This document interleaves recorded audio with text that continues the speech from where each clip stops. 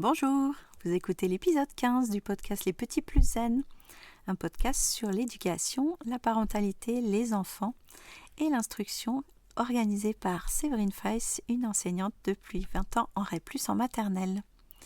On va parler aujourd'hui de la rentrée côté enseignant, côté adulte de l'école.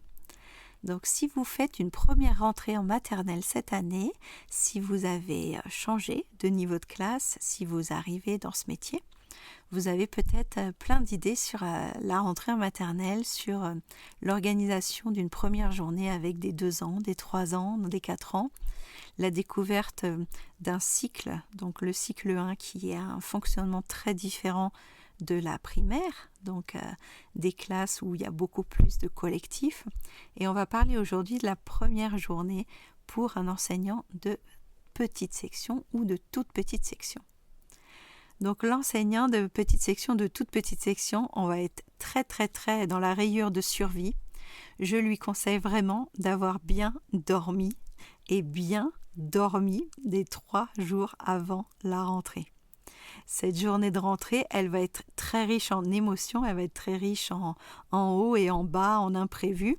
Et on a beau la prévoir du mieux qu'on peut, il y aura toujours des surprises, alors des bonnes, des moins bonnes, mais elle va nous demander une énergie considérable pour pouvoir apaiser, temporiser un peu les émotions des enfants, pour pouvoir s'adapter aussi aux imprévus. Peut-être la pluie va supprimer la récréation, peut-être la salle de danse sera fermée alors qu'on voulait y aller, peut-être qu'il manquera une clé en bibliothèque et tout ça. Donc sur les petits imprévus, on va vraiment rester souple, flexible et rester dans une zone apaisée pour donner le meilleur de la puissance du modèle à nos petits élèves. Donc les premières rentrées que j'avais préparées en maternelle, je m'étais vraiment prévu des activités scolaires, je m'étais vraiment imaginé passer du temps concret à travailler. Et puis avec les années, donc j'ai complètement changé de vision.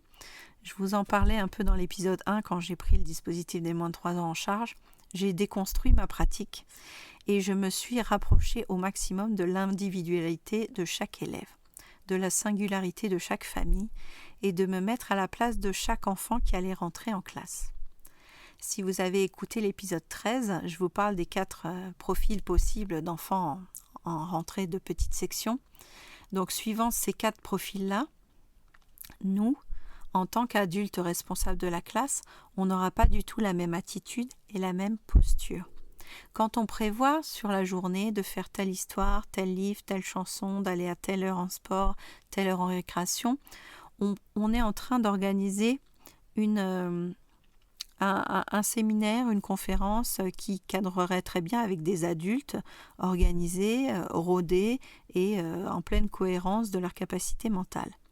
Sauf que là, on parle d'enfants qui arrivent sur un nouveau continent, qui n'ont pas bien compris tout ce qui allait se passer, qui n'ont pas choisi leur collègue de bateau, qui n'ont pas choisi l'animateur sur l'île et qui arrivent en n'ayant pas toujours envie d'être là, comme je vous disais dans le profil 4 notamment. Donc les enfants du profil 1 et 3, ça va plutôt aller, ils vont vite débarquer sur l'île et aller jouer. Et les enfants du profil 2 et 4, on va devoir, nous, adultes, se mettre à leur hauteur, les encourager à se libérer de maman, à leur faire miroiter de la nouveauté, pas de la facilité, pas de la magie, on n'est pas là pour vendre Disneyland, l'école c'est pas non plus que du plaisir, mais en tout cas leur dire qu'ils sont prêts et les inviter à sortir de leur habitude et de leur rituel d'avant, en leur disant, tu sais, tu es une grande fille maintenant, tu vas découvrir des nouvelles choses, tu vas pouvoir faire des nouvelles choses et on va le faire ensemble, ne t'inquiète pas, tu vas avoir des copains et des copines pour avancer avec toi sur toutes ces nouveautés. Donc, chers collègues, moi je vous invite vraiment à faire une feuille d'observation. Simplement une feuille d'observation avec par exemple l'enfant a accepté de laisser partir son parent, l'enfant a été à une activité tout seul, l'enfant a retrouvé son manteau quand on est allé dehors, l'enfant a demandé à aller aux toilettes. Voilà, des observations de la vie quotidienne, des observations des aptitudes et des compétences de l'enfant. On n'est pas dans des compétences de l'élève, on est dans des compétences de l'enfant. Quand l'enfant se sentira bien dans notre pièce, dans notre local, dans notre classe, quand il aura noué un lien de qualité avec l'adulte, l'ATSEM et un ou deux copains, ensuite on pourra passer à des apprentissages plus formels, des apprentissages plus scolaires. J'en parle beaucoup dans l'épisode 8, l'épisode du Tekil, qui en résumé explique que tant qu'on n'a pas nourri les besoins de chaque élève individuellement, de chaque rayure de son arc-en-ciel, quand on n'a pas nourri sa rayure de survie, de relation, d'identité, d'autonomie, de sens, d'expression et de détente, on ne pourra pas avancer très loin au niveau scolaire, compétences, aptitudes, techniques.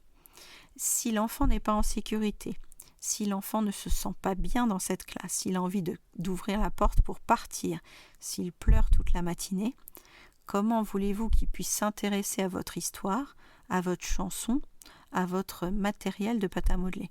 Ce qui lui crée une incertitude à ce moment-là, c'est de savoir s'il va revoir ses parents, c'est de savoir pourquoi on l'a laissé là, est-ce qu'il est abandonné, est-ce qu'on est des gens hostiles, est-ce qu'on est des gens gentils.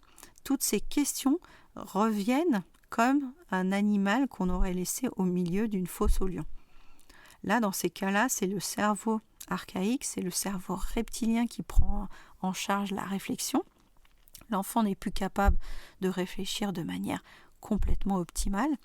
Il repart dans une peur de « on m'a laissé tout seul ici, qui sont ces gens, je ne veux pas rester ici ».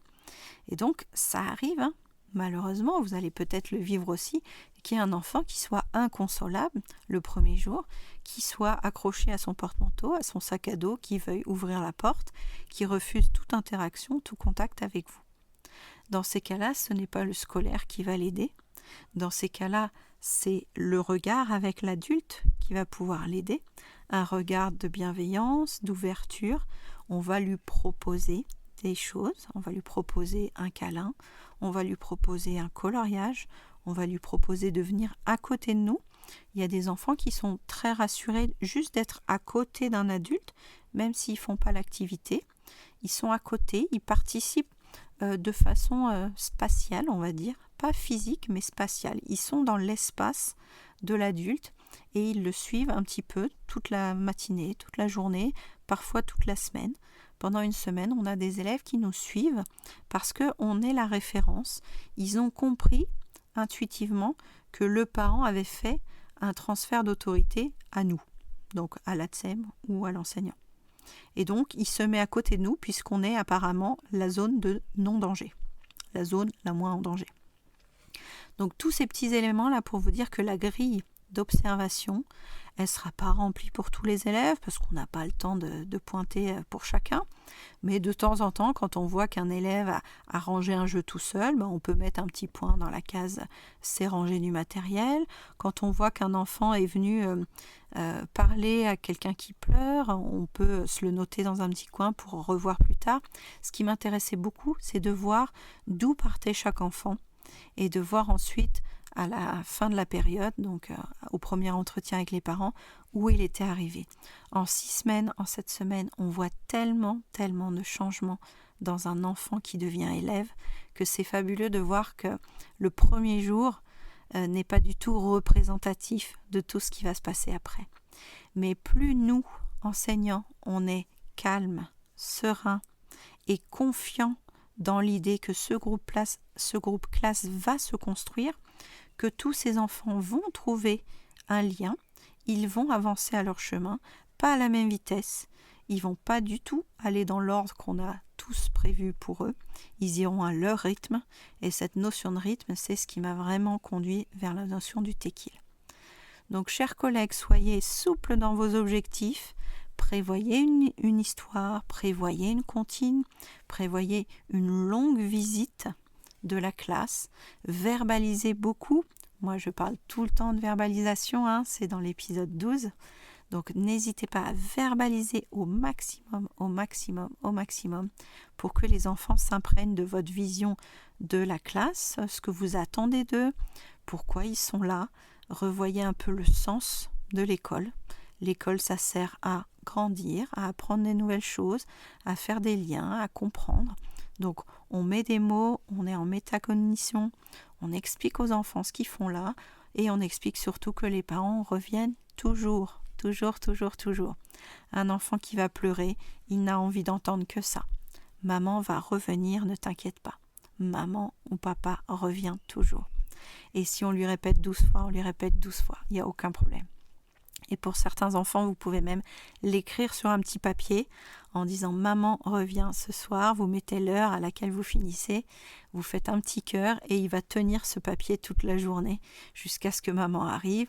Et dans ce cas-là, le soir, n'hésitez pas à expliquer à maman que oui, l'insécurité était là, mais que oui, vous allez tous les jours parler de la même façon et que maman pourra réexpliquer que les mamans reviennent toujours.